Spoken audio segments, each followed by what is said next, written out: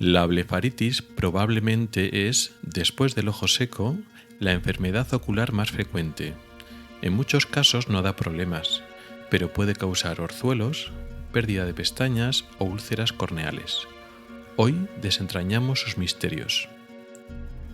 Soy Rubén Pascual y esto es Ocularis, tu podcast sobre salud visual en AV Podcast. Bienvenido al episodio 11 de noviembre de 2018. ¡Comenzamos!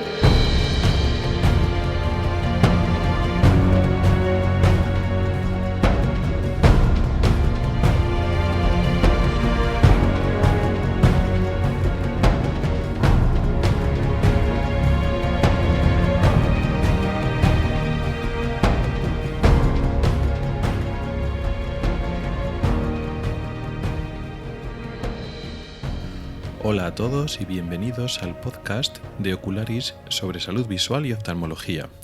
Soy Rubén Pascual, oftalmólogo y divulgador a través del blog ocularis.es. Este es el episodio 11 correspondiente al mes de noviembre de 2018 y el tema de hoy es la blefaritis.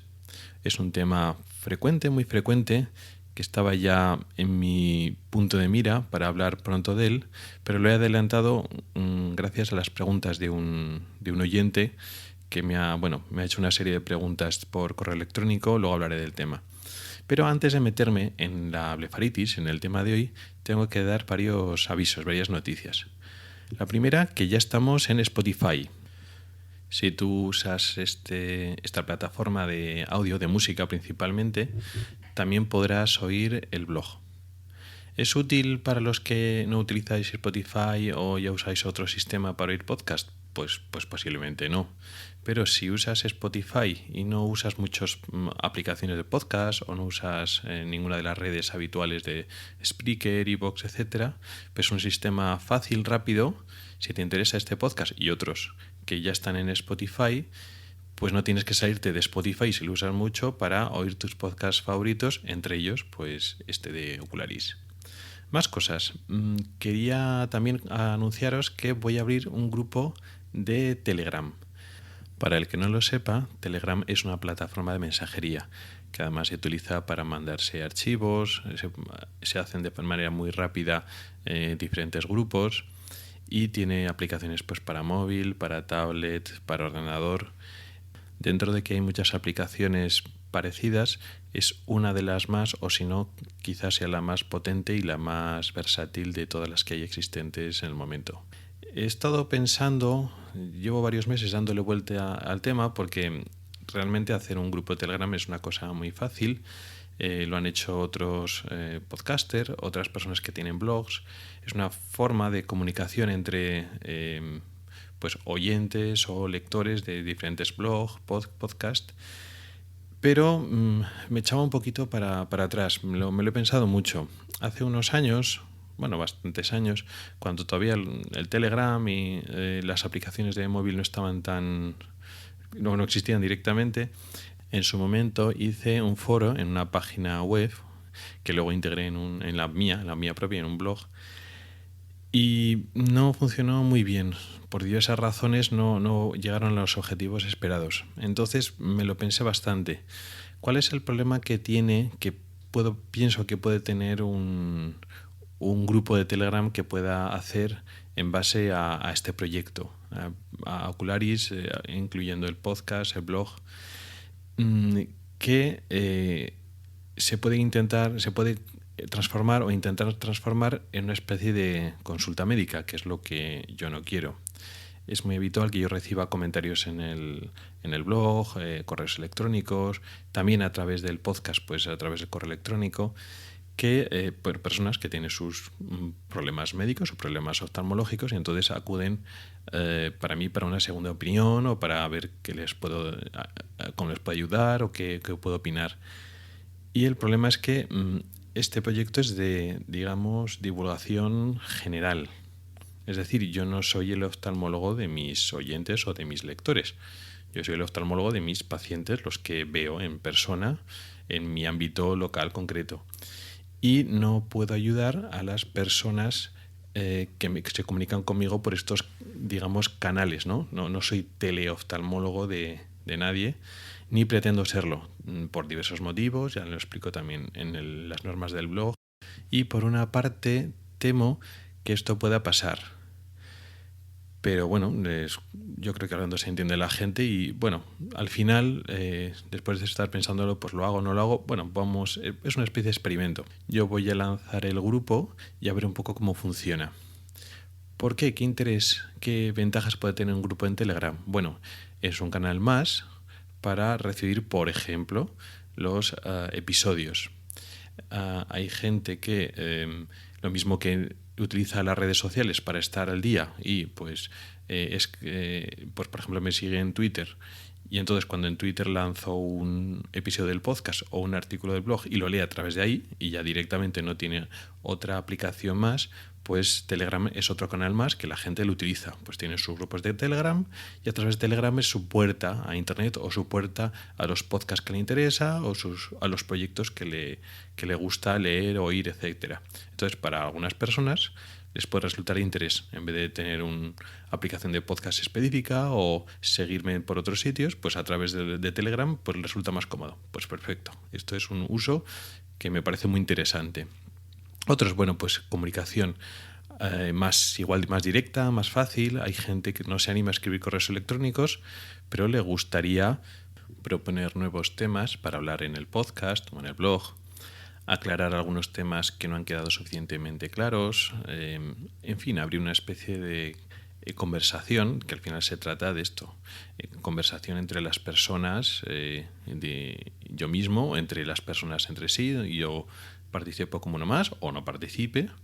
Me parece muy interesante la idea, que puede ser que al final no funcione como quiere, bueno, pues, pero si no lo intentamos, pues no conseguimos saberlo. Al final he hecho el grupo público, por la misma razón. Vamos a dejar un canal abierto y experimentamos a ver qué tal va por ahí. Que al final no funciona como grupo público y hay que hacerlo privado y hay que moderarlo más y bueno, de momento lo dejo como público y vamos viendo cómo funciona. Tenéis el enlace al grupo de Telegram en las notas del programa y además lo podéis encontrar, ya sabéis que Telegram tiene un buscador que podéis buscar por nombre y si ponéis Proyecto Ocularis, así directamente, con dos O's, ¿no? Proyecto Ocularis, no, la O no se comparte con las dos palabras, no hay ni guión ni espacio en medio, lo ponéis todo junto y lo encontráis directamente. Y si no, pues pincháis en el enlace que os pongo y ya está.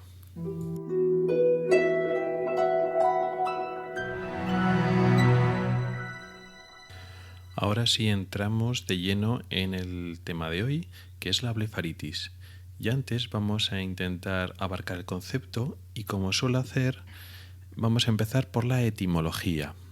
Bléfaros es una raíz griega que significa párpado, de tal forma que muchas palabras técnicas normalmente que empiezan por bléfaros hacen referencia precisamente al párpado. ¿Cuál es la palabra que más me viene en mente cuando oigo el término bléfaros? Pues una herramienta, un instrumental normalmente quirúrgico que usamos mucho en oftalmología, que es el blefarostato, que como su nombre ya parece indicar, sirve para que el párpado esté quieto, para sujetar el párpado. Es una especie de, diría pinza, pero realmente no es una pinza, es un instrumento que tiene unas palas que sujetan los párpados en posición abierta y así pues eso impiden que se cierren los párpados y lo usamos siempre pues para cualquier tipo de cirugía del ojo y algún otro procedimiento diagnóstico que necesitemos asegurarnos que el ojo esté abierto. Eso, ¿cómo nos podemos hacer la idea de cómo es un blefarostato? Bueno, pues han salido en varias películas, así que me vengan en mente en La Naranja Mecánica, en Minority Report, se ve ahí en el protagonista, pues hay una especie de hierros o cosas que le sujetan los párpados. Curiosamente es algo que a no pocas personas he visto que le dan como de entera, ¿no? Una cosa que le sujete los párpados y luego después una cosa como muy, muy normal, vamos. De hecho, lo acortamos, no decimos blefarostato, decimos el bléfaro, ¿no? Y entonces cuando decimos bléfaro no hablamos del párpado, sino hablamos de ese instrumento que sujeta los párpados. Pero bueno, hoy no vamos a hablar de instrumental quirúrgico, hoy vamos a hablar de la blefaritis. Y la blefaritis, su nombre parece indicar, itis es inflamación, pues inflamación del párpado. Bueno, sí, pero no. Realmente esto sería un término amplio que abarcaría a cualquier tipo de inflamación de párpado a cualquier nivel del párpado, porque el párpado pues tiene diferentes partes. Realmente no es así. Realmente cuando hablamos de blefaritis, hablamos concretamente de la blefaritis marginal crónica. Aunque ese nombre no lo utilizamos casi nunca, realmente tendría que ser así. ¿Por qué? Porque la enfermedad de hoy consiste en un proceso crónico que cursa, entre otras cosas, con inflamación, pero solo del borde libre del párpado. Por eso se llama marginal, margen del párpado. ¿Cuál es el margen del párpado? ¿Cuál es el borde libre del párpado? Bueno, pues la parte del párpado donde están las pestañas y donde, digamos, se acaba el párpado en su parte en contacto con el ojo, o donde la parte de la externa del párpado, de la piel, se une con la parte interna del párpado, que es la de la conjuntiva. Ese borde donde están las pestañas es una pieza clave que tiene una serie de elementos muy importantes para la función visual. Bueno, pues en el caso de la blefaritis, ese borde libre está alterado. Para entender bien la blefaritis, tenemos que hablar de ese borde libre, en qué consiste y qué partes tiene.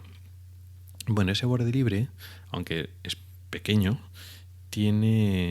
lo podemos separar en dos. Hay una línea gris que separa la parte anterior, más externa, o la parte posterior o más interna. La parte anterior está formada por la piel que viene del resto del párpado. Está el folículo piloso de la pestaña y también hay dos pequeñas glándulas que están en relación con este folículo piloso de la pestaña. Dos glándulas que, digamos, drenan, tienen su orificio de salida hacia la propia pestaña. Hay una glándula sebácea y una glándula sudorípara o acuosa, o sea que drenan una solución acuosa y una solución rica en grasa. Estas son las glándulas de Moll y las glándulas de Zeiss. Luego después está la línea gris, ¿no?, que separa esta parte anterior con la parte posterior. La parte posterior está en relación con la propia superficie ocular. La córnea y la conjuntiva están en estrecha relación, en contacto, y está formado por los orificios de salida de otras glándulas diferentes que se llaman glándulas de meibomio, y luego ya después empieza en este misma borde libre, en esta parte posterior del borde libre, la conjuntiva.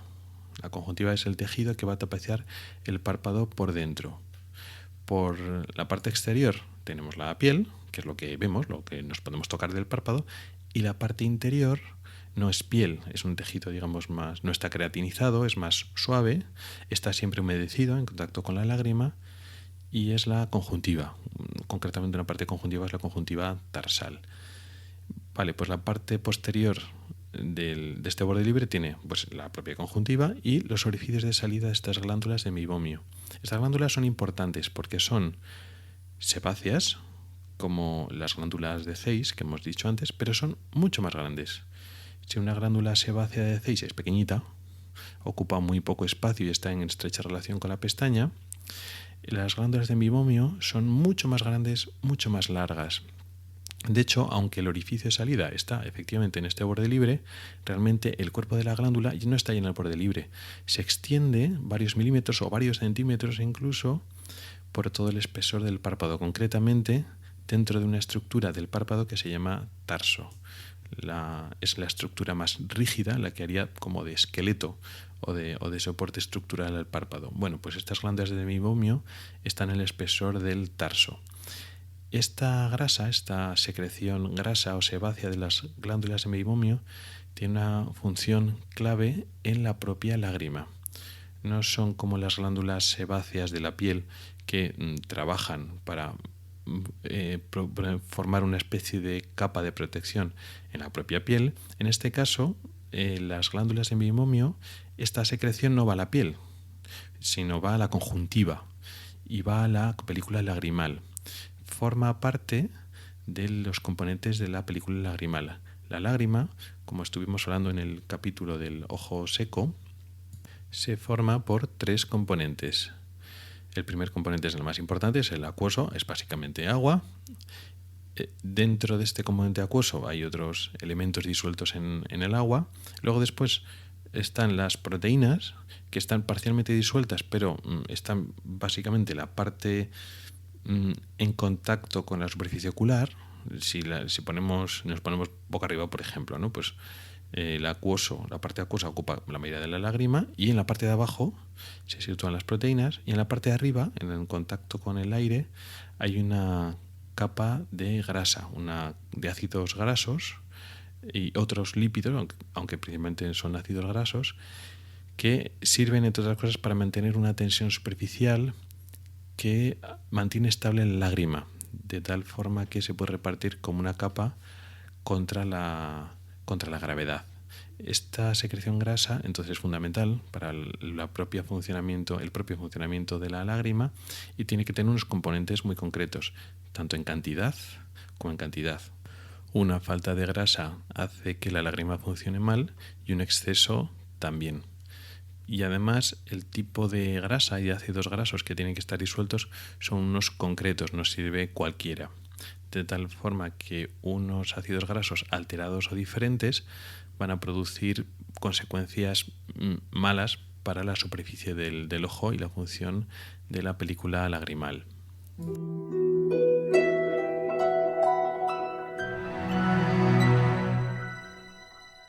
La blefaritis supone entonces una inflamación de alguno de estos componentes que he explicado, concretamente pues de la parte anterior, de la parte posterior o de los dos. Es una inflamación crónica.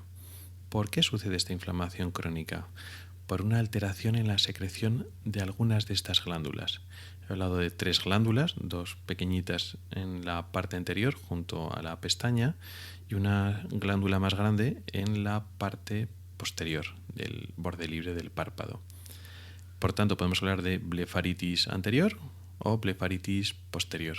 Y también hay blefaritis que son anteriores y posteriores.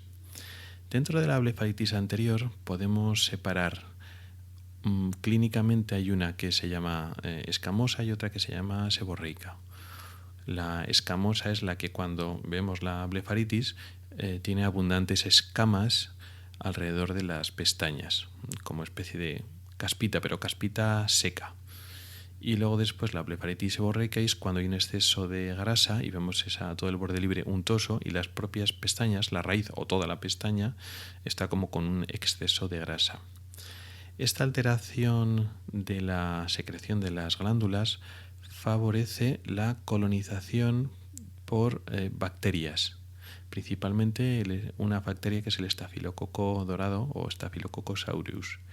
No es en sí mismo una infección aguda, aunque lo predispone, es decir, una blefaritis anterior predispone a lo que se llama una foliculitis de las pestañas, y puede estar relacionado y ser la causa, pero en sí mismo, cuando no hay esta foliculitis, es una colonización que en una infección o un absceso agudo, pero este exceso de bacterias que se alimentan de ese exceso de grasa que se queda acumulada, o esa alteración también de la otra glándula, de la glándula de Moll, que es la glándula, acuosa, produce unas alteraciones anatómicas, microscópicas normalmente, pero anatómicas, produce un enrojecimiento de esa zona de piel y una alteración de la propio folículo piloso, ¿no? de la pestaña, pues se producen unas escamitas que a veces no son tan pequeñas, incluso son visibles a simple vista, y un enrojecimiento de toda esa zona. También se puede producir la blefaritis posterior. Como en la parte posterior la única glándula que hay es de grasa, pues la blefaritis posterior siempre es seborreica, porque hay una alteración en la secreción grasa de las glándulas de meibomio. Realmente, aunque las dos formas son importantes, vamos a destacar por sus alteraciones, a medio y largo plazo, la blefaritis posterior. La blefaritis posterior también recibe otro nombre más reciente, que es la de disfunción de las glándulas de meibomio, que, digamos, olvida un poco, deja de lado el tema exclusivamente inflamatorio y hace hincapié en que lo primario es que la secreción de estas glándulas, estas grandes glándulas sebáceas que ocupan tanto dentro del párpado, su secreción está alterada, hay una disfunción glandular, y eso es lo que produce todo lo demás. Produce inflamación, produce colonización de bacterias, pero también alteración de la película lagrimal y otra serie de cosas. Entonces, blefaritis posterior es lo mismo que disfunción de las glándulas de meiomio.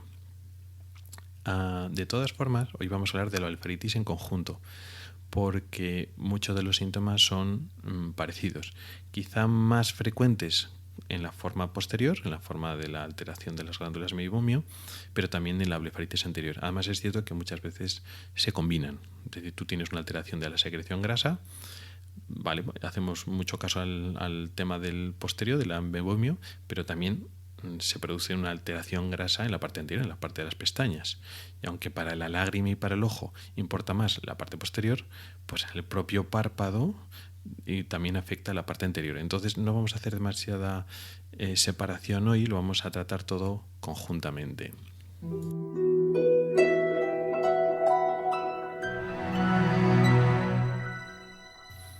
¿Qué síntomas, qué problemas produce la blefaritis?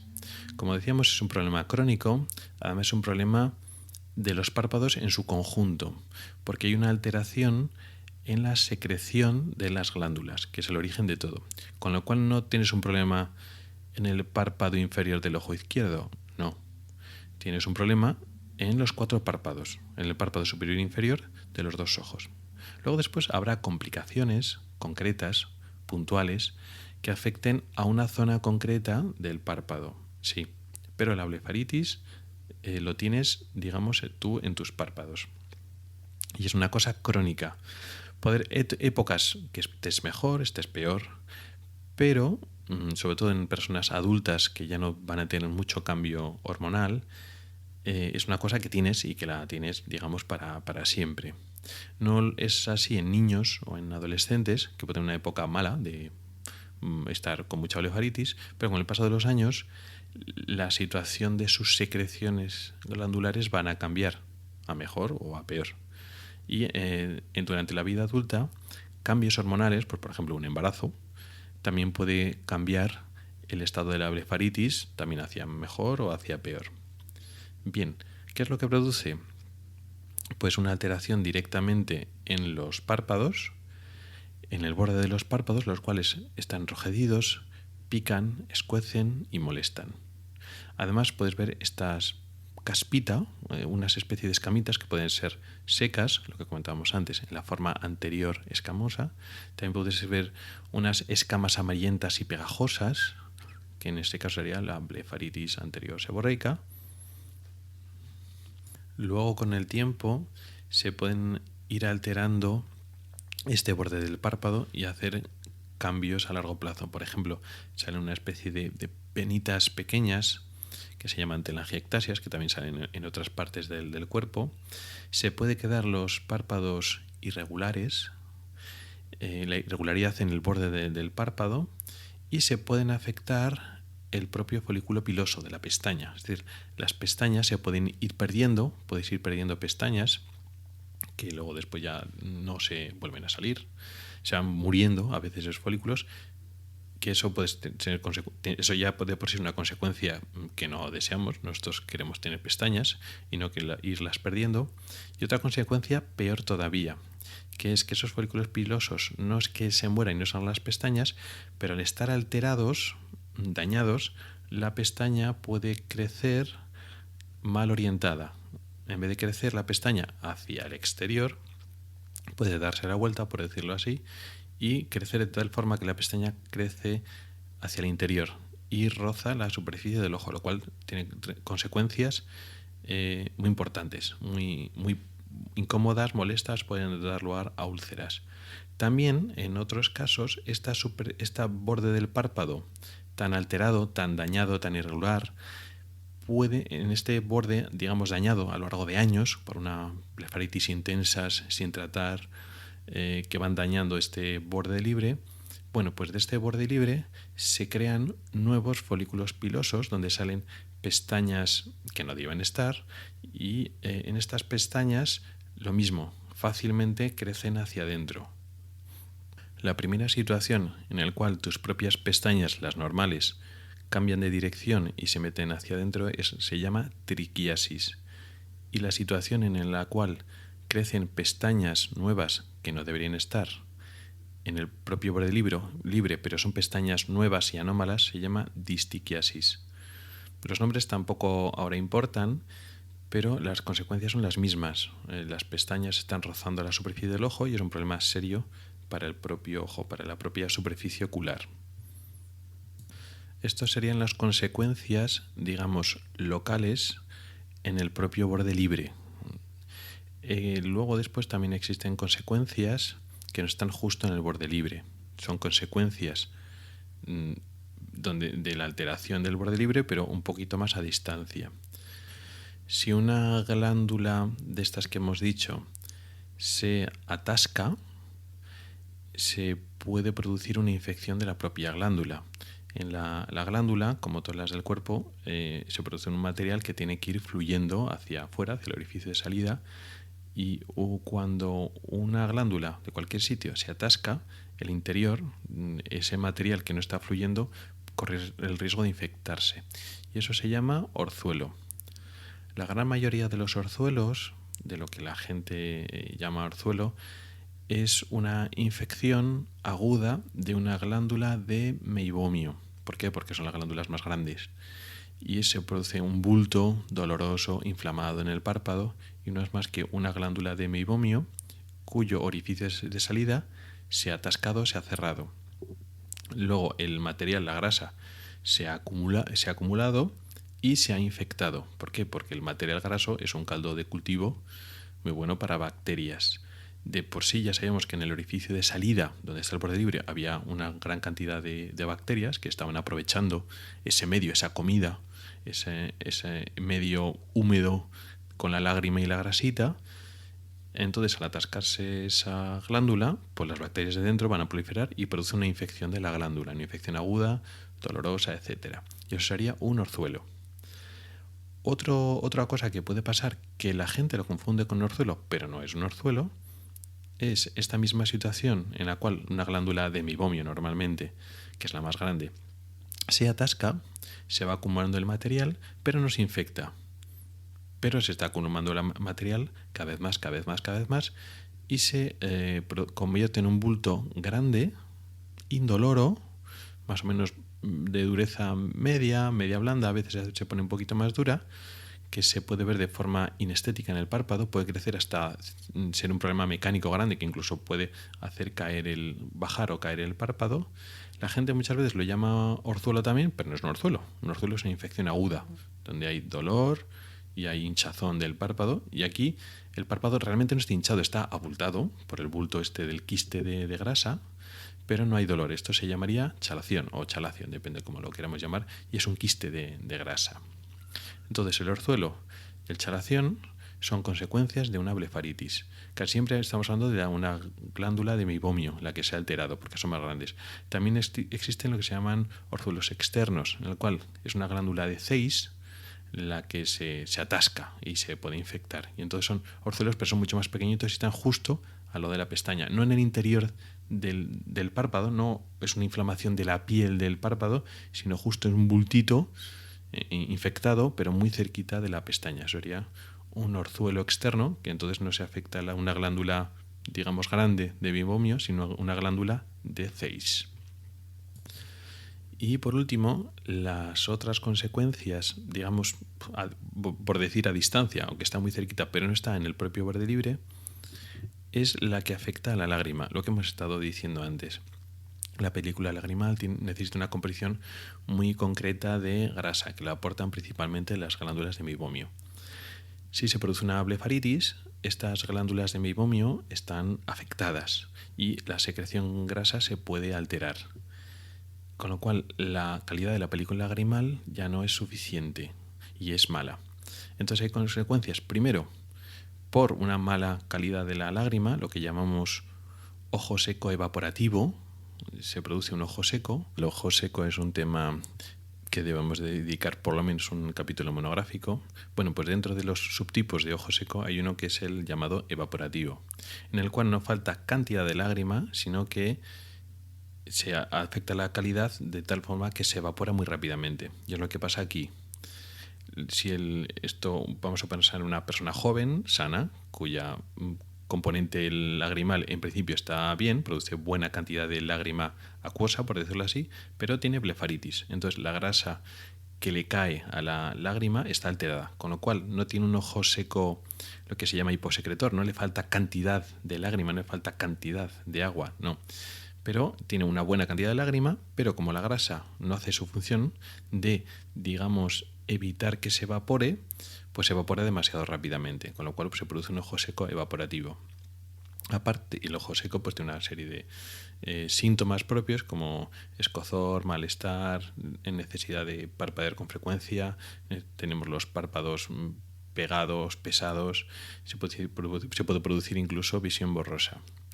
Además del ojo seco, este tipo de ojo seco evaporativo por la blefaritis, también la propia secreción grasa alterada produce síntomas en la superficie ocular, pero no porque el ojo esté seco y la lágrima se evapore muy rápido, no, sino que esta grasa, estos ácidos grasos, no son los adecuados y producen irritación directa en la superficie del ojo. Realmente, en la práctica clínica, separar los síntomas del ojo seco de un problema en la lágrima y los síntomas por irritación y daño directo de estos ácidos grasos malos, por decirlo así, que se producen en el borde libre, es muy difícil de separar y al final pues lo metemos todo dentro del mismo componente. Hay una blefaritis y unas alteraciones, unos síntomas sobre la superficie del ojo que es la propia blefaritis, y el tratamiento, como es muy parecido, pues al final esta separación es más teórica que práctica. Aunque ya he hablado de las principales complicaciones o consecuencias de la blefaritis, hay algunas más, algunas que tienen implicaciones más serias sobre la superficie del ojo, pero concretamente sobre la córnea, que es el tejido más delicado y más noble de la superficie ocular. Por una parte están las debidas a las pestañas estas malas, ¿no? Que pueden producir úlceras importantes, pero a veces hay consecuencias directas en blefaritis no tan crónicas y no tan evolucionadas, que son las úlceras, pero son no úlceras así sin más, sino unas úlceras por hipersensibilidad. Esto a veces es difícil de entender, pero no son úlceras debidas a una infección, pero tiene que ver con las bacterias. Son úlceras por hipersensibilidad a una toxina del estafilococo dorado. Decíamos que esta bacteria colonizaba habitualmente estos bordes con blefaritis y esta toxina, este elemento, esta molécula extraña que no debería estar ahí, que se produce en gran cantidad, produce una reacción de hipersensibilidad. Iba a decir alergia porque es parecido, pero no, prefiero no mezclar el concepto de alergia porque no es una alergia ocular. La consecuencia es que se producen unos defectos del epitelio, unas úlceras en la córnea, pero debajo de esa úlcera hay un componente inflamatorio, se produce una opacidad, lo que nosotros llamamos un infiltrado, debajo de esa úlcera. Y lo característico de estas úlceras es que están en las posiciones de la córnea que están en contacto con el borde del párpado. Puede ser del párpado superior e inferior, más frecuente del inferior. Entonces una úlcera en la córnea que está en contacto con el párpado. Y la verdad es que son parecidas a una infección, porque es una úlcera, un defecto epitelial, y abajo está blanquito inflamado, es decir, un infiltrado inflamatorio. Y es fácil confundirlo con una úlcera infecciosa. Realmente es una úlcera por hipersensibilidad, que también se llaman úlceras catarrales. También es cierto que muchas veces no se diagnostica en ese momento y en personas con blefaritis vemos pequeñas opacidades redondeadas que corresponden a úlceras catarrales antiguas que no se han diagnosticado y que luego se curan, se resuelven solas, pero dejan una cicatriz, una opacidad. Y en personas que han sufrido crónicamente estas úlceras catarrales o directamente esa irritación crónica por las toxinas del estafilococo, de la bacteria, se produce un daño sutil crónico de la córnea que se demuestra, o que nosotros lo vemos cuando lo exploramos el ojo, como neovasos, como pequeños vasitos que invaden desde la conjuntiva hacia la córnea. Sabemos que la conjuntiva es un tejido blanco medio transparente que tiene lógicamente vasos sanguíneos, pero la córnea es avascular, no tiene vasos sanguíneos, como decíamos en el capítulo dedicado a la córnea. Bueno, pues diversos procesos que producen un daño crónico a la córnea hace que se invada por la zona periférica de pequeños vasos sanguíneos. Eso se habla de un sufrimiento crónico de la córnea. Muy típico de esta aparición de neovasos pequeños, el abuso, mejor dicho, crónico de lentes de contacto, de lentillas.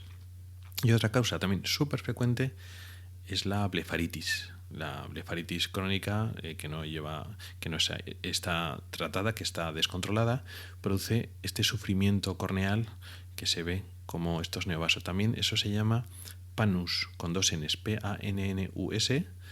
Es el crecimiento de estos pequeños vasitos, son pequeños que invaden muy poco de la córnea, es un tejido fibrovascular, pero principalmente son vasos sanguíneos, que es lo que se ve, y también se producen pannus, neovasos, y úlceras catarrales, es decir, una alteración directa en la córnea por esta blefaritis. Ya no solo por lo del ojo seco, las pestañas que hemos dicho antes, sino un daño o unos cambios inadecuados en la córnea. Con lo cual la blefaritis, cuando es intensa, puede tener consecuencias importantes en la superficie del ojo y en la córnea, con lo cual es una enfermedad pues, que en muchos casos debemos tener en cuenta.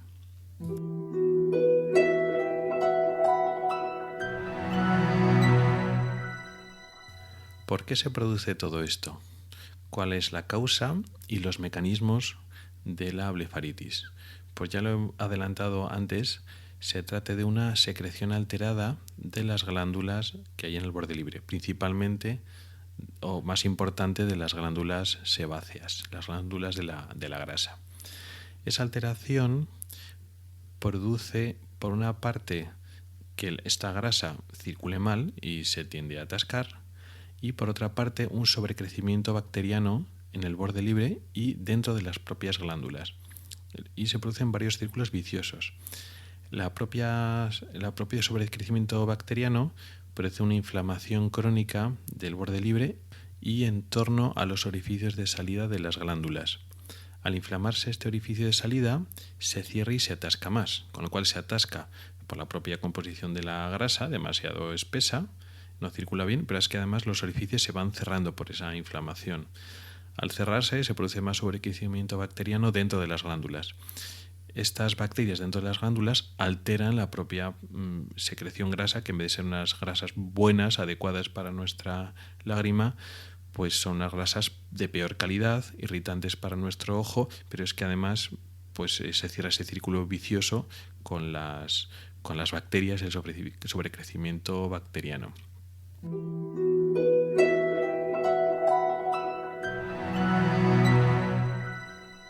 ¿Cómo tratamos la blefaritis? Ahora me voy a enfocar solo en la blefaritis y no sus consecuencias, porque hemos visto que la blefaritis tiene diferentes enfermedades asociadas. Puede producir orzuelos, chalaciones, ojos secos, alteraciones importantes de las pestañas, pero ahora vamos a hablar solo de la blefaritis. Bueno, hay que destacar que muchas blefaritis son leves y no dan síntomas, que las encontramos de casualidad. En estas muchas veces no tiene mucho sentido tratarlas. También depende de la gravedad, porque aunque las personas no tienen síntomas, si nosotros estamos viendo que el borde libre se está comenzando a alterar anatómicamente y va a empezar a perder pestañas y se va a poner irregular esos bordes, aunque esa persona no tiene síntomas, igual conviene tratarlo, aunque solo sea para evitar las consecuencias a largo plazo. Recordamos lo que hemos comentado de esas pestañas mal orientadas o que crecen donde no tienen que crecer y rozan el ojo. Esas consecuencias son muy malas y es mejor que no lleguemos hasta esa posición. Pero muchas de las blefaritis son leves y no van a tener previsiblemente síntomas a medio plazo y muchas veces la dejamos sin tratar. Pero vamos a suponer que sí que dan problemas. Orzuelos de repetición, chalaciones o, sobre todo, síntomas parecidos al ojo seco o de la propia blefaritis. Es decir, personas que se levantan con ese borde del párpado enrojecido, con picor, con escozor, con molestias, con quemazón del borde del párpado o del propio ojo por, digamos, el ojo seco asociado. Vale. Pues ¿cuál es el tratamiento? ¿Cómo podemos solucionarlo? Pues curar, mal, la verdad. Pero lo podemos controlar. ¿Cómo? Bueno, pues con un jabón que intente quitar ese exceso de grasa. Digamos que hacemos una limpieza del borde del párpado con un jabón. ¿Qué jabones hay? ¿El normal? No, el normal no es demasiado agresivo. Hay que tener en cuenta que eso está casi en contacto con la superficie del ojo. Venden jabones especiales para la blefaritis. Hay de muchas marcas en las farmacias.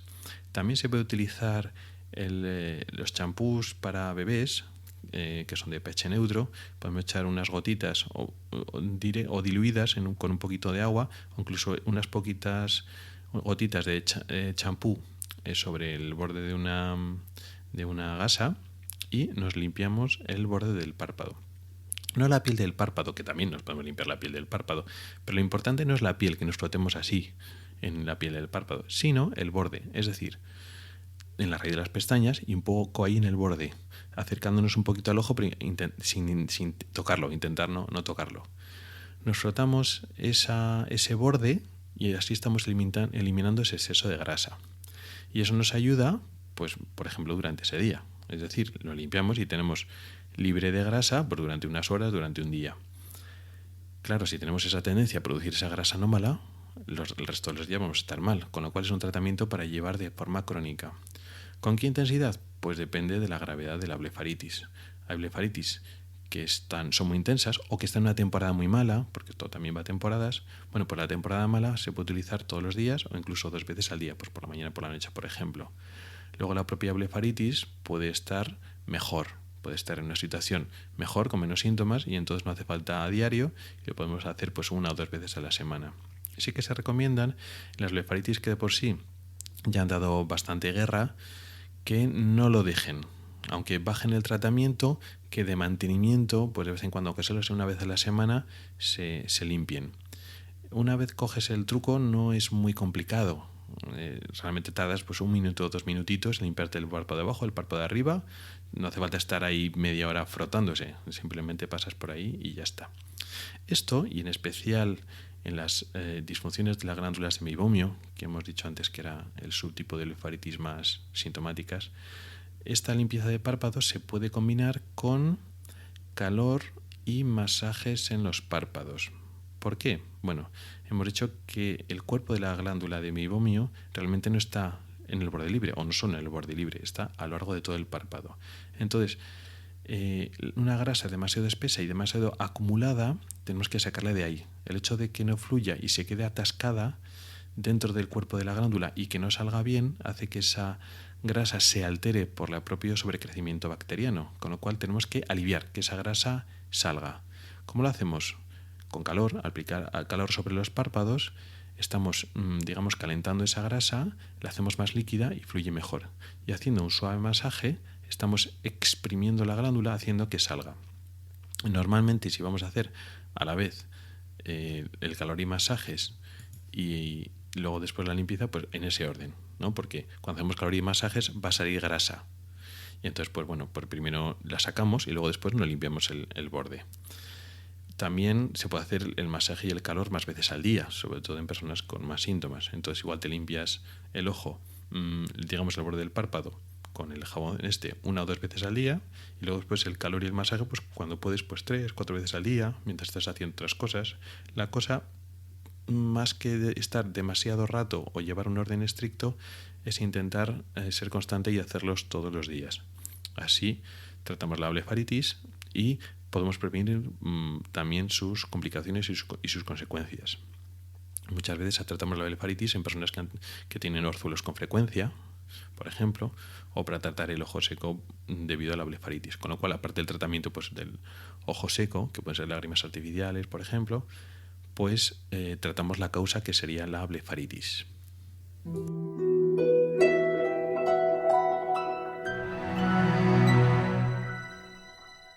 Y esto es todo lo que os quería contar sobre la blefaritis.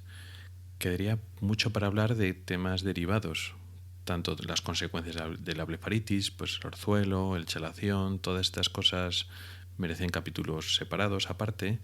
Y el ojo seco, que hoy hemos tocado el tema así un poco de refilón, también da para uno o más episodios de podcast. Ya lo iremos tocando todos estos temas cuando toque. Pero ahora vamos a dejar el tema de la blefaritis y vamos a contestar a una serie de preguntas de un oyente. Vamos a hacer unas respuestas genéricas. Como he comentado antes, voy a hacer de consultor de casos personales, pues porque no he visto los casos, no he explorado al paciente y realmente no estoy haciendo de médico, pero sí que vamos a recoger una serie de dudas que pueden ser más o menos particulares y convertirlo igual en consejos más generales. La blefaritis, junto con el ojo seco, que no he hablado antes, como algunas de las lesiones corneales, vamos a decir, leves, de las que estuve hablando en el capítulo de la córnea, sobre todo la queratopatía punteada superficial. Por cierto, la queratopatía punteada superficial también puede ser consecuencia de la blefaritis, o sea que estamos un poco todo hablando de lo mismo.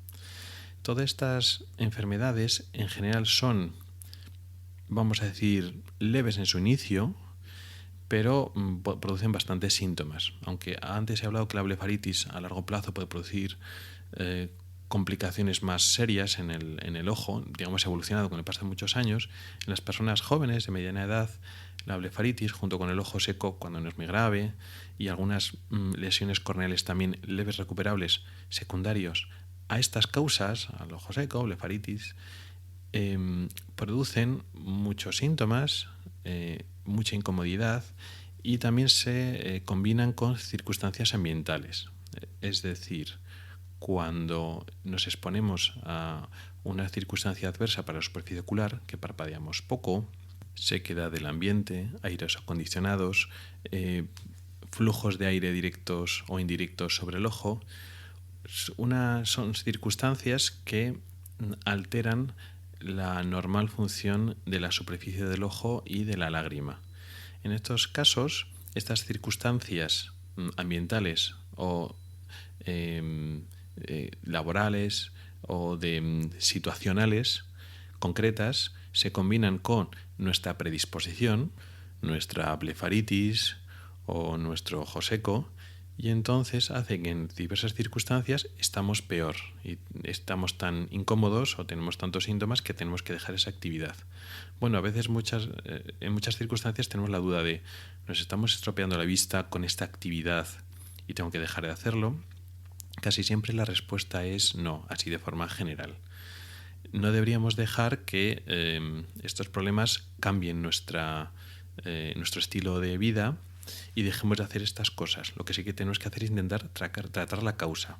Es decir, el problema principal no es, oye, pues estoy tantas horas con el ordenador, tantas horas leyendo, dejo de hacer esto. Bueno, pues nuestra vida es fundamentalmente visual. No hay que dejar de hacer estas cosas, no hay que cambiar de trabajo, no hay que cambiar nuestras aficiones, pero sí tratar la causa.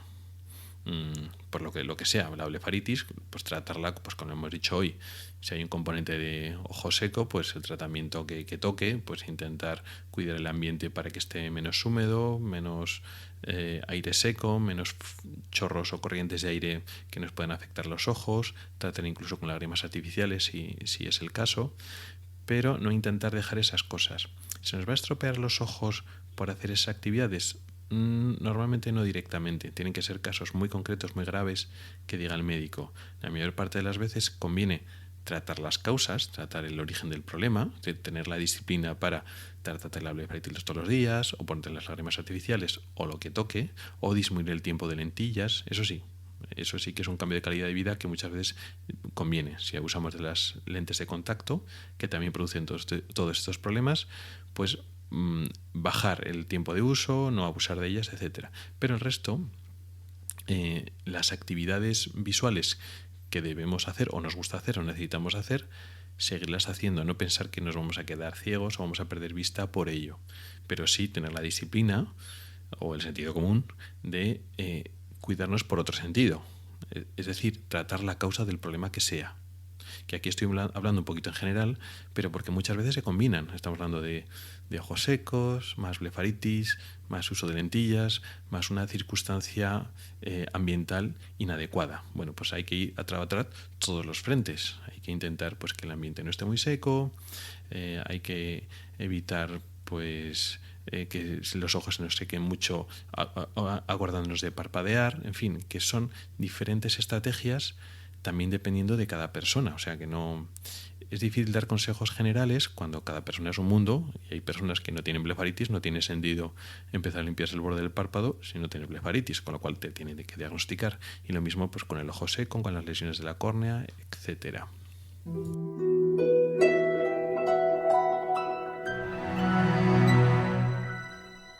Bueno, y hasta aquí llega el episodio de hoy. Un episodio que, como veo, ha sido largo, bastante largo, casi el doble de duración que otros episodios.